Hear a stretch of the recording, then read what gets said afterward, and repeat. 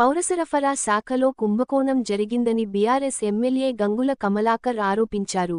దళారులు సంస్థలతో కుమ్మక్కై రాష్ట్ర ప్రభుత్వానికి రావాల్సిన 750 కోట్ల ఆదాయాన్ని ప్రభుత్వ పెద్దలు పంచుకున్నారన్నారు. 90 రోజుల్లో ప్రభుత్వానికి డబ్బులు చెల్లించకపోతే కాంట్రాక్టర్ల టెండర్లు రద్దు చేయాలి, కానీ 605 రోజులు గడుస్తున్నా టెండర్లు ఎందుకు రద్దు చేయలేదని గంగుల పేర్కొన్నారు. 90 రోజుల టెండర్ కంప్లీట్ కావాలి, 605 రోజులైనా ఇంతవరకు టెండర్ కంప్లీట్ కాలేదు. ఏ ప్రభుత్వమైనా కానీ టెండర్ షెడ్యూల్లోనే రాస్తారు.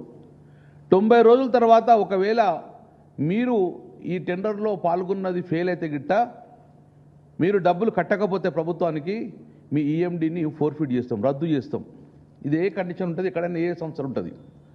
కానీ 90 రోజుల తర్వాత వాళ్ళు 7,600 కోట్లు ప్రభుత్వ ఖజానా కట్టలేదు, ఇంతవరకు ఈఎండి ఫోర్ఫిట్ కాలేదు, ఇంతవరకు టెండర్ రద్దు కాలేదు. ఇప్పటి వరకు 605 రోజులు టెండర్ కంటిన్యూ అయితేనే ఉన్నది.